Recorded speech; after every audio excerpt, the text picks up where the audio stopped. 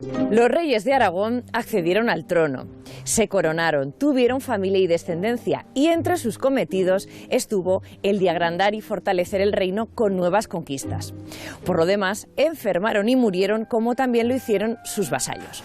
En eso sí que hubo igualdad. Pero a diferencia de las vidas de sus súbditos, las de los reyes no estuvieron exentas de leyendas, anécdotas y curiosidades. Hoy, en Reino y Corona, os invitamos a descubrir las peculiaridades de la monarquía aragonesa. Bienvenidos.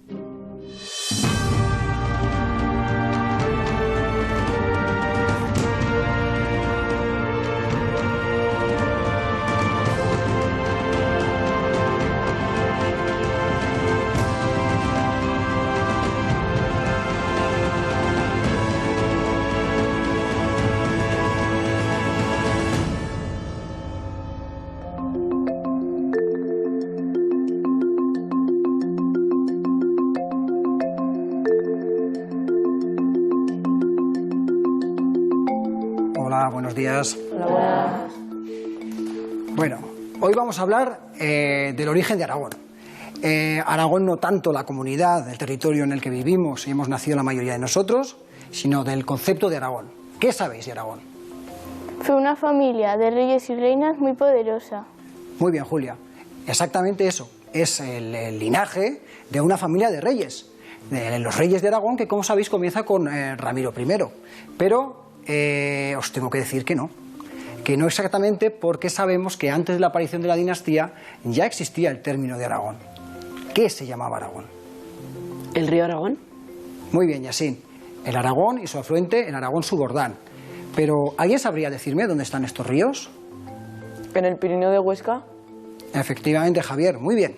En el Pirineo de Huesca, en la parte occidental de nuestro Pirineo. Es allí donde nació, donde se independizó el condado de Aragón, que junto con otros condados acabará dando lugar al reino de Aragón. Pero ¿alguien me sabría ser un poco más preciso y decirme qué territorios abarcaba el condado de Aragón? Se extendía por los valles de Hecho, Ansó y Canfranc. Efectivamente, el condado de Aragón, que después se acabará uniendo a los condados vecinos de Sobrarbe y Ribagorza y dando lugar al reino de Aragón, y posteriormente, ya sabéis, en el siglo XII, acabará dando lugar a la corona de Aragón. Pero ¿quiénes fueron los auténticos artífices que ese pequeño condado del Pirineo acabase transformándose en un poderoso estado peninsular, en una gran potencia del Mediterráneo? Los aragoneses. Muy bien, Julia. Exactamente, los aragoneses, todos los aragoneses, desde los estamentos más modestos a los estamentos más poderosos, desde la iglesia hasta la nobleza, una nobleza que será fundamental porque financiará las empresas que llevarán a cabo los reyes hacia el sur peninsular y hacia el Mediterráneo, haciendo a Aragón protagonista de grandes batallas y de legendarias conquistas.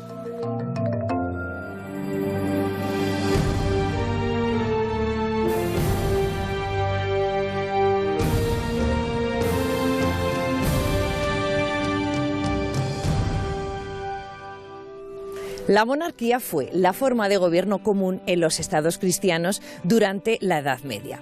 No en vano se creía que formaban parte de un reino universal gobernado por Dios.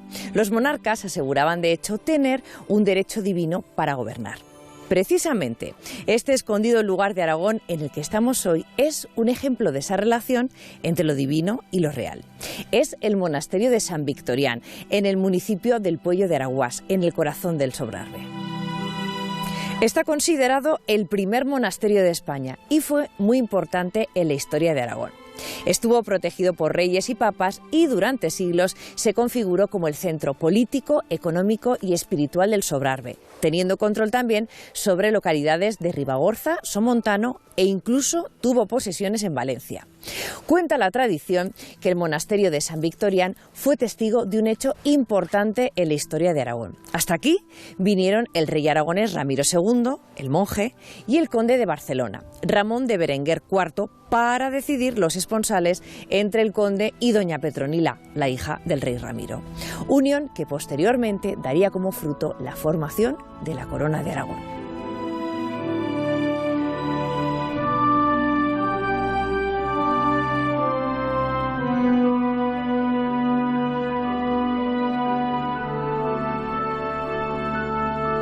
Ramiro I impulsó en el siglo XI la reconstrucción del monasterio de San Victorián, monasterio que estaba cimentado sobre los restos del antiguo monasterio de San Martín de Asán del siglo VI. San Victorián vivió una época de gran apogeo hasta el siglo XVI. Durante estos siglos fue el dinamizador político, administrativo, económico, religioso, espiritual, en definitiva, de un extenso territorio. En el siglo XVI comenzó su decadencia debido principalmente a las políticas reales y eclesiásticas que le obligaron a ceder la mitad de sus propiedades al recién creado obispado de Barbastro. En el siglo XVII hubo un momento nuevo de auge en el que se potenciaron nuevas edificaciones, pero el declive continuó y tuvo sus máximos exponentes en el siglo XIX, con la desamortización de Mendizábal, y en el siglo XX ya el declive definitivo con la guerra civil, los incendios, expolios, bombardeos y finalmente con la orden de desmantelamiento emitida por el obispado de Barbastro a mitad del siglo XX.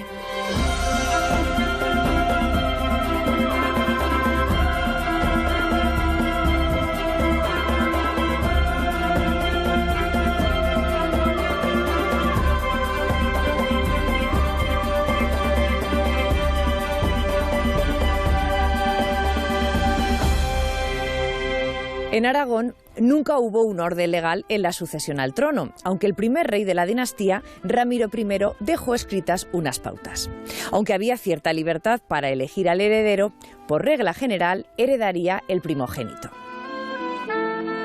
Si éste no tenía descendencia, el trono pasaba al siguiente hermano varón. Si el primogénito era una mujer, ella se convertía en heredera, pero se debía casar con el marido que le asignasen los nobles y traspasarle su poder hasta que naciese su hijo, y éste reinase. La primera dinastía real aragonesa fue la de los Ramírez, descendientes del rey Ramírez I, que estuvo a punto de desaparecer al fallecer sin descendencia Pedro I y Alfonso I. Quedaba su hermano, el infante Ramiro, que era monje y obispo, a quien sacaron del convento para casarlo con una hija del duque de Poitiers, con la que tuvo a la que sería la futura reina Petronila, lo que garantizó la continuidad de la monarquía aragonesa. Años más tarde, el rey Martín I de Aragón moriría sin descendencia y sin nombrar a un sucesor. Tras 2 años de vacío de poder en la corona y gracias al compromiso acordado en Caspe, se eligió a Fernando I como nuevo rey. Y con su nombramiento, el linaje de los Aragón daría paso al de la familia Trastámara. Como veis, las sucesiones en el trono aragonés han ido de sobresalto en sobresalto.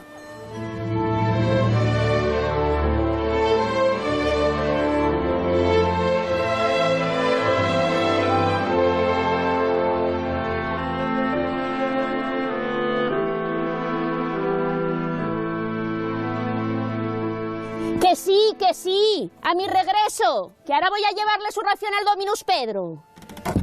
Don Grisaldo todos los días con lo mismo. Paciencia toda, a Grisaldo se le ha nublado la mente, son ya muchos años de vida. Bueno, al menos don Grisaldo vive en comunidad. Pero mira, que irse a morar a una grieta solo en el bosque, bueno, yo no podría soportarlo. Y sin mi Martín, se va el corazón de mí. Los suspiros os delatan. Vase mi corazón de mí, ay Dios, ¿cuándo tornará? Me duele por el amado, lejos está, ¿cuándo volverá? Ay, Dominus, parece que me leéis el pensamiento. ¿Acaso vos sabéis componer palabras? No, toda no, pero sirvo en el scriptorium. Los monjes leemos oraciones y pliegos, vivimos entre palabras. ¿Y hacia dónde os dirigís? ¿Vais a dar un paseo? ¿O quizá también a ver al eremita Pedro? Al hermano Pedro dejemos tranquilo en su reposo. Me dirijo hacia los pastos de la montaña. Uy, ¿y no podéis mandar un mozo para que os haga el recado? Pues menuda caminata que os espera. A veces va bien ensanchar el ánimo y contemplar estas maravillas. Además deseo tratar un asunto en persona con los pastores. ¿Por qué? ¿Os han ofendido en algo, Dominus? ¿O acaso el abad tiene queja de ellos? Mirad que mi Martín es uno de ellos. No te sofoques toda, su labor nos satisface. Sin embargo, en el scriptorium vamos escasos de pergaminos y el secretario Roger quiere piezas de buena calidad, pieles de cabritos jóvenes. Así que he decidido subir en persona por ellas. Ah. ¿Y qué cosas escribe vos? Copiamos documentos antiguos de la fundación de San Victorián, escrituras de tierras y de vides, donaciones de fieles, disposiciones testamentarias. Cosas de enjundia, por lo que veo. Cosas de la más alta importancia. como los privilegios que otorgaron los reyes de Aragón al monasterio, Ramiro I o Sancho Ramírez. Uy, pero eso ya está en la memoria. Es una vez dado, no hay quien lo quite. Es como la pena de amor, que por mucho tiempo que pase, pues no se va. Al contrario, toda, eso pensábamos, que el ser voluntad del rey permanecería, pero ahora más que nunca conviene dejarlas por escrito. ¿Y por qué tanta premura? Pues no han pasado 100 años y nunca ha habido ninguna necesidad. Cosas de los tiempos. Ahora el destino del reino ya no está en manos de los aragoneses, sino en las del conde de Barcelona. Además, en el futuro, el hijo de la reina Petronila, don Alfonso, no sabemos si nos tendrá en tan alta estima. No se ha criado como sus abuelos entre estas montañas. Es preciso que protejamos nuestros bienes de los ataques. ¿Pero de qué ataques habláis si estas tierras ya no son frontera? De la desobediencia de los señores y los soldados que nos han servido hasta hace poco. ¿Y con pergaminos y palabras escritas pensáis hacerles frente? Así es. No hay mejor defensa que la voluntad de un rey hecha escritura. Bueno, vos sabréis más que yo de estas cosas. Pero decidme, si no escribe versos, ni cuenta hazañas de héroes, ¿para qué sirve conocer las palabras? Bueno, a veces también narramos aventuras, pero no de soldados, sino de monjes. ¿De monjes? Sí, como el breviario de San Victorián, donde se recogen sus milagros y sus viajes. Si queréis, os puedo relatar algún pasaje de camino a la cueva del hermano Pedro. Bien está, Dominus, que bien aligerará los pasos.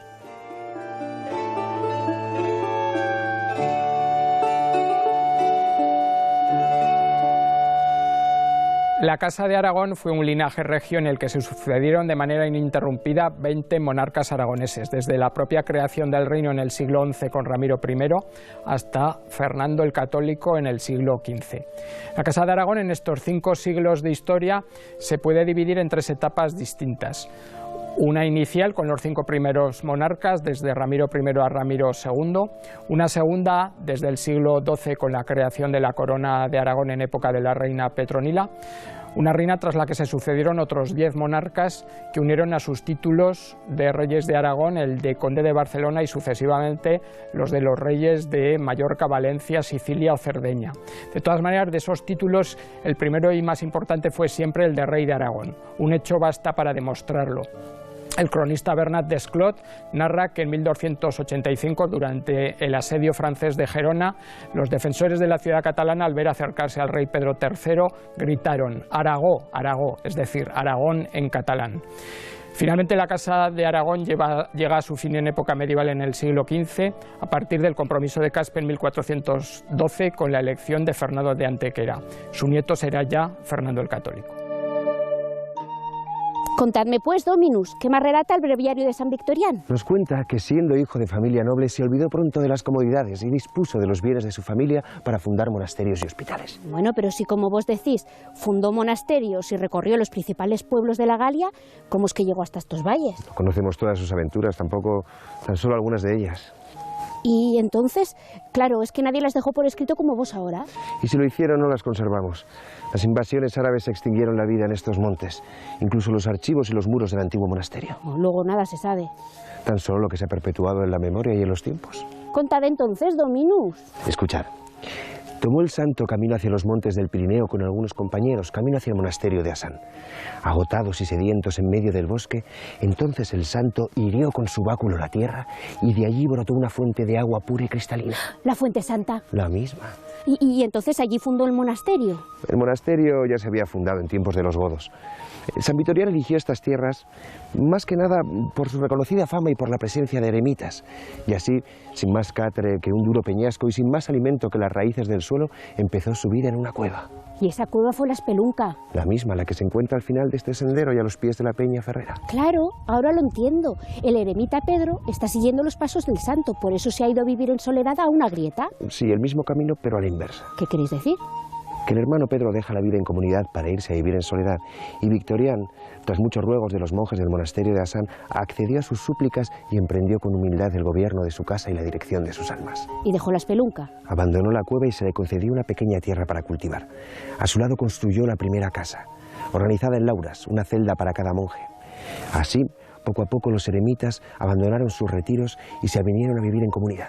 Y de esta manera comenzó la vida en el monasterio. El santo les dio normas y reglas para alcanzar la perfección y atrajo a las familias más pudientes.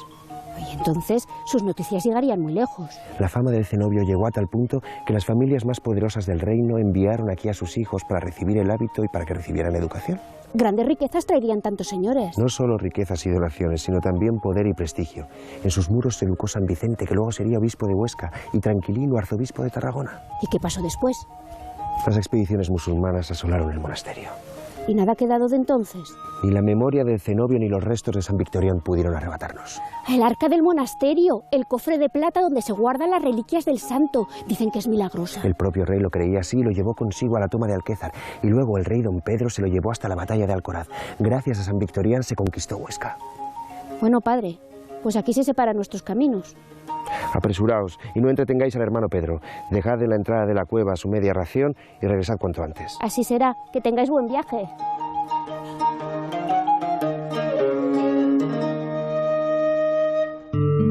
Cada reinado se inicia a la muerte del rey anterior, por lo tanto la muerte es la que legitima al nuevo monarca y abre un periodo en el cual el reino se prepara para vivir los grandes fastos de la coronación y de la entronización del nuevo monarca. En un primer momento nuestros reyes primitivos lo harían en la Catedral de Jaca, que es el espacio real por excelencia, pero con el paso del tiempo la sede de Zaragoza, la Catedral del Salvador, se convirtió de alguna manera en la capital política y en la capital religiosa y el lugar especial para la coronación del monarca. A ella llegaba el monarca precedido de toda la corte, montado en un caballo blanco, y salía de ahí convertido en rey y aclamado por todo el pueblo de Zaragoza y todos los que habían venido de los diferentes estados de la corona al grito de Aragón, Aragón. De alguna manera había un nuevo monarca de la familia de los Aragón al frente de la corona de Aragón. Hola, qué curioso. Ahí va, qué curioso. ¿Qué curioso el qué? Pues que los reyes aragoneses no ponían cualquier nombre a sus hijos. Tenían mucho cuidado a la hora de elegir el nombre del futuro rey. Ah, ya, y me vas a decir que este es el tema de tu tesis. Pues no lo descartó. Mira, Ramiro II puso a su hija Petronila, femenino de Pedro, el rey Pedro I, y después reinaron Pedro II, Pedro III, Pedro IV. ¿Lo ves? Otro ejemplo.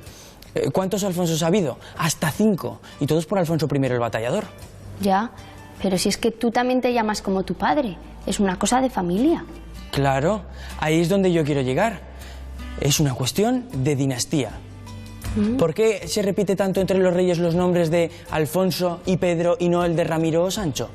A ver, ¿por qué los nombres de Alfonso y Pedro son los más repetidos entre los reyes y no los de Sancho o Ramiro? Pues porque Alfonso I y Pedro I son los verdaderos conquistadores de la cuenca del Ebro, los que hicieron grande este reino. ¿No te das cuenta? Los reyes aragoneses cumplen rígidamente esta norma dinástica. Aunque luego está todo el tema del numeral que sigue al nombre. El mismo rey puede ser fulanito primero de aquí y segundo de allá. Eso sí que es un poco más lioso. No, hombre, no, que es sencillo. Mira, la cuenta exacta es la de la Casa de Aragón, que comienza con Ramiro I. En la historia catalanista, a Alfonso y a Pedro se les resta un numeral porque no cogieron nombres de antiguos condes de Barcelona. Y en Valencia, la cuenta empieza con Jaime I, pero se le restan 2 numerales a Alfonso y a Pedro porque ellos no reinaron allí. Y algo parecido sucede con la rama balear de la Casa de Aragón y con Nápoles y Sicilia. ¿Entiendes? Sí, lo entiendo, pero vaya tela, ¿eh? Ya, sí, eso sí. Es de estudiar. Sí, de estudiar.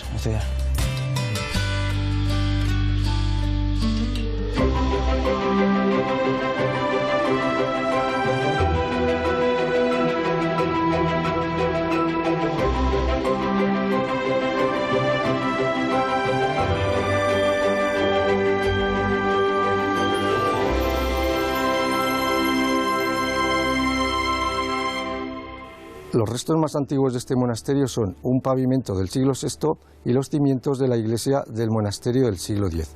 El monasterio actual, sin embargo, data del siglo XVI y del siglo XVII. Se conserva la puerta de entrada, el claustro, la torre, el palacio abacial, la hospedería y un perímetro amurallado. La iglesia, sin embargo, es del siglo XVIII, mandada a construir por el primer rey Borbón, Felipe V.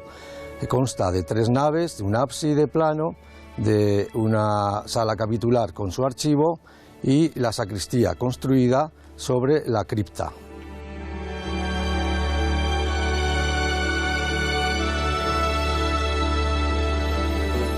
Como es lógico, los reyes de Aragón tenían un especial cuidado con su salud. Una salud que la corte confiaba a afamados médicos e investigadores. Es decir, a la medicina convencional, pero también lo hacía a la popular e incluso a la intercesión de santos. El rey, a su vez, también procuraba velar por la salud pública de sus ciudadanos. Por eso, Alfonso V fundó el Hospital de Nuestra Señora de Gracia en Zaragoza. Algunas de las recomendaciones médicas a los monarcas eran hacer ejercicio físico antes de la comida y cena, aunque los médicos reales iban más allá y recomendaban comer poca variedad de cosas y con moderación o beber solo con sed verdadera, además de dormir con los pies descalzos pero cubiertos. Ya os hacéis idea, unos consejos muy regios. Pero a pesar de los extremos cuidados, a todo rey le llegaba la muerte. Momento que se vivía con grandes y honorables actos públicos que despedían un reinado y daban paso al nuevo.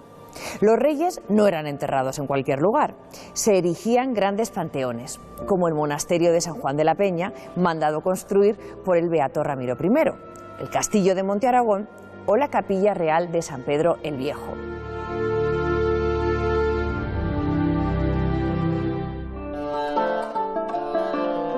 Que los castillos y fortificaciones y las otras honores que tienen, así los tenga y posea en lo sucesivo el conde Ramón Berenguer IV. Vos de nuevo, Poncio. A nos, Ramiro, rey de Aragón, nos complace vuestra presencia. Majestad, a este vuestro servidor nos produce igual sentir. En alta estima os tenemos.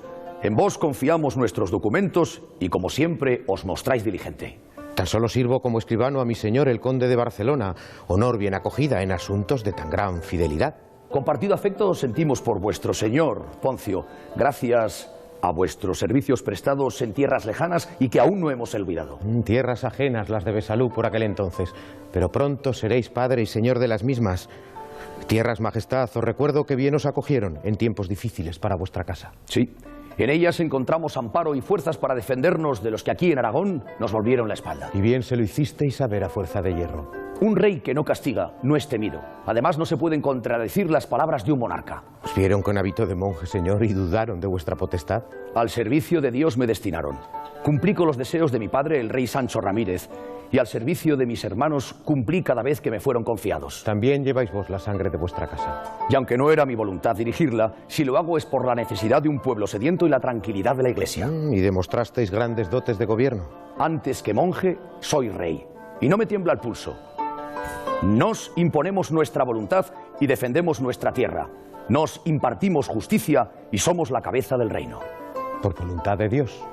Así sea. Con total voluntad y buen ánimo, asumí lo más alto de la potestad, sucediendo a mi hermano. Un gran rey, vuestro hermano, don Alfonso el Batallador, azote de infieles. Pero, majestad, su testamento se ha convertido en una maraña de desacuerdos. Mi hermano dispuso de las tierras conquistadas a los moros, pero también dispuso de las tierras legado de mi padre. Las tierras de Aragón, Sobrarbe y Ribagorza, todas ellas patrimonio de nuestro apellido. Mi hermano no debió disponer de esas tierras. Todo rey está sujeto a los usos y costumbres de su casa y de su reino. Es lo que tiene que hacer para lograr respeto de sus gentes. Y en respeto a vuestras leyes y costumbres, optáis casando a vuestra hija con mi señor, el conde don Ramón Berenguer IV. Ese es mi deseo, pero ahora es momento de redactar las voluntades. Majestad, admiramos vuestra determinación y para daos descanso y reposo hasta este monasterio de San Victorián, nos envía mi señor, el señor conde, con el fin de redactar las capitulaciones con vuestra hija Petronila. Esa es mi voluntad y así debe ser cumplida. He dado orden de que se redacten los términos para que os sean entregados. Nota tomaremos de ellos y se los haremos llegar a mi señor. Poncio, pedid cuanto deseéis y os será concedido. Gracias, señor. Dadnos unas horas para hojearlos y copiarlos, y pronto os haremos mandar recado. Majestad. Escribano, retiraos.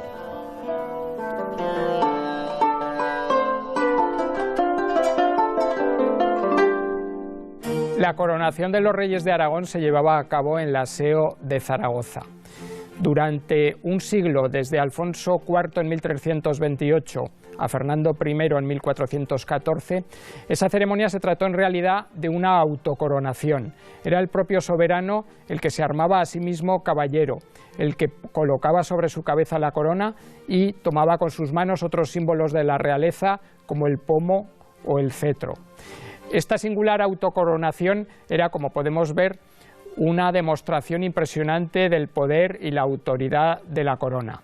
Y sin embargo, iba seguida por una ceremonia muy distinta, la del juramento por ese mismo rey de los fueros y libertades de los aragoneses, es decir, de un juramento que, a diferencia de esa autocoronación, simbolizaba el carácter contractual y pactista de la monarquía aragonesa, es decir, de su carácter mucho más moderado.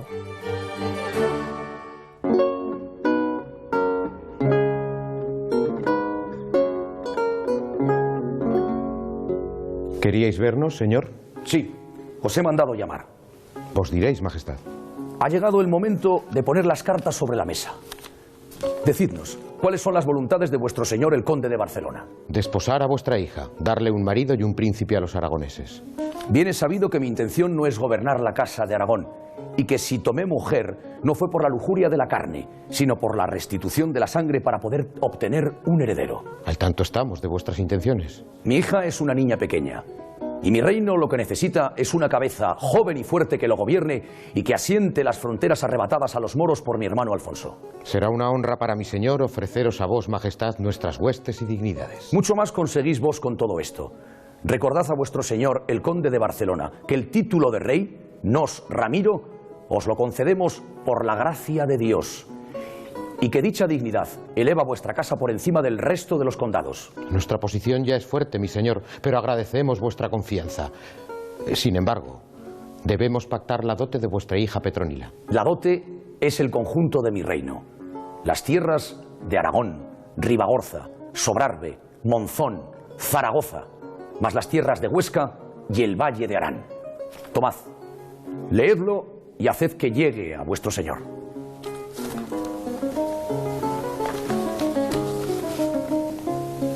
En el nombre de Dios, yo, Ramiro, por la gracia de Dios, rey de los aragoneses, te doy a ti, Ramón, conde de los barceloneses, a mi hija como esposa y la integridad del reino de los aragoneses, como mi padre Sancho y mis hermanos Pedro y Alfonso siempre poseyeron y tuvieron. Y encomiendo a mis hombres para que os rindan homenaje y juramento, para que os sean fieles de tu vida y de tu cuerpo, sin fraude o engaño, fieles de todo el reino citado, salvada la fidelidad, a mí y a mi hija, y os obedezcan como a rey en todas las cosas.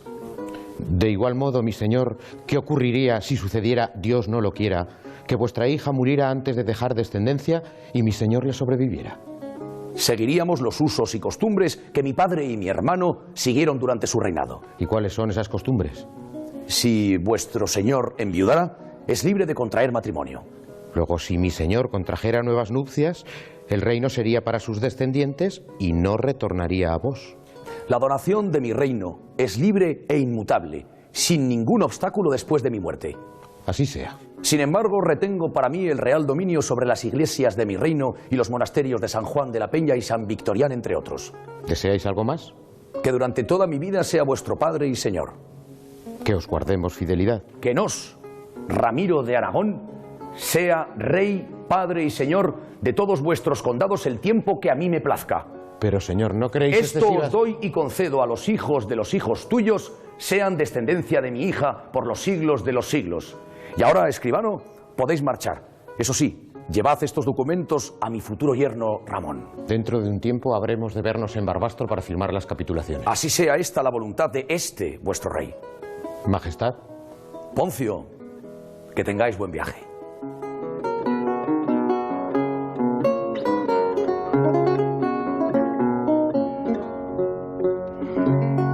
La ceremonia de la coronación tiene dos partes. La primera parte es el momento en el que el rey es armado caballero y se le entrega la espada. La espada es el símbolo de la conquista de los territorios y de la formación de Aragón. Él levantará la espada en el aire y la blandirá 3 veces diciendo: voy a apoyar a la Iglesia, voy a apoyar a los menesterosos y voy a ser generalmente un rey justo que imparte justicia. Una vez terminada su ceremonia de armarse caballero, se inicia la ceremonia religiosa presidida por el arzobispo obispo de Zaragoza. En ese momento el rey, después de la epístola, se colocará la corona, que es un elemento circular que significa la plenitud.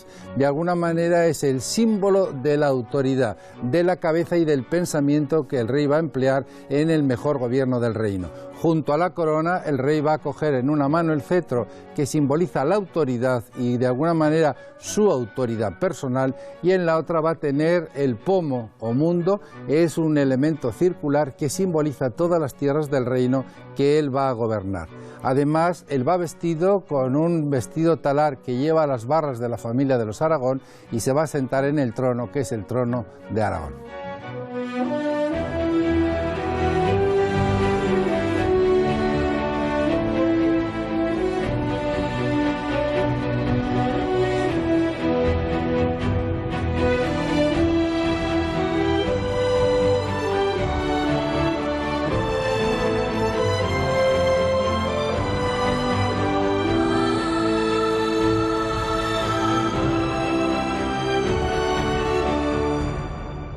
La verdad es que se podrían decir muchas más cosas sobre la monarquía aragonesa. Imaginad siglos y siglos de historia, todo un repleto anecdotario que desvela los avatares de unos reyes que llegaron al trono por la muerte de sus padres o por tradición familiar. Unos reyes que, aunque sin el carácter absolutista de otras monarquías europeas, sí que se consideraban representantes de Dios en la tierra. Tanto que incluso algunos quisieron estar por encima de la propia Iglesia. ¿Qué era eso de necesitar una bula papal para coronarse? Hubo muchos monarcas que no llevaron vida de reyes. Algunos amaron y otros, bueno, quién sabe. Pero al final todos enfermaron, murieron y fueron enterrados. Eso sí, en panteones reales. En definitiva, fueron hombres especiales que dejaron su huella en el reino y en la corona de Aragón. Y lo hicieron a través de la monarquía, la forma de gobierno más extendida durante la Edad Media.